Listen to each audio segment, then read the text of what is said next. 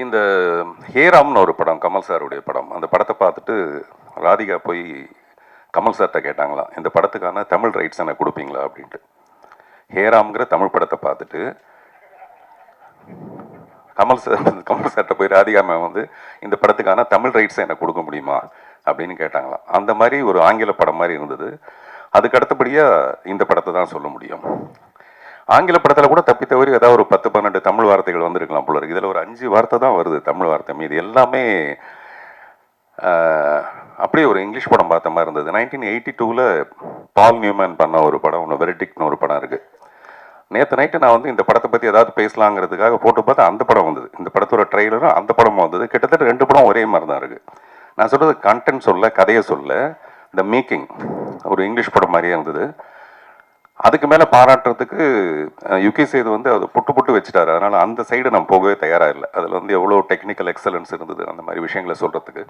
அதே மாதிரி சுஹாசினி மேம் அவங்களுடைய நடிப்பை பற்றி எல்லாரும் பேசுவாங்க. ஆனால் ஒரு அழகின்ற ஒரு திமிரு இந்த உலகத்திலே ரொம்ப அதிகமாக உள்ளது வந்து சுஹாசினிக்கு மட்டும்தான். பார்த்திபன் எனக்கு இன்னைக்கு 50 வயசு பார்த்திபன் அப்படின்னு எனக்கு ஒரு ஃபோன் பண்ணி சொல்லுவாங்க, எனக்கு இன்னைக்கு 50 வயசு அப்படின்னு. நீங்கள் யோசிச்சு பாருங்கள், எல்லா பெண்களும் ஒரு 28 வயசுக்கு அப்புறம் வயசை மறந்துடுவாங்க, நம்பரை மறந்துடுவாங்க, சொல்ல மாட்டாங்க. 50 வயசுலேயும் ஒரு பெண் வந்து எனக்கு 50 வயசு ஆகிடுச்சுன்னு சொல்லணும்னா அப்போ தன்னுடைய திமிர் மேலே எவ்வளோ பெரிய ஒரு அழகு இருக்கணும். பாரு, 50 வயசில் எவ்வளோ அழகாக இருக்கேங்கிறது. அந்த மாதிரி ரொம்ப செல்ஃப் கான்ஃபிடென்ஸ்னால் அப்படி ஒரு கான்ஃபிடென்ஸு. எனக்கு மணிரத்னத்து மேலே லவ், மணிரத்னத்துக்கு சுகாசினி மேலே love. A is equal to B, B is equal to C, then A is equal to C, அந்த மாதிரி. So we love you all.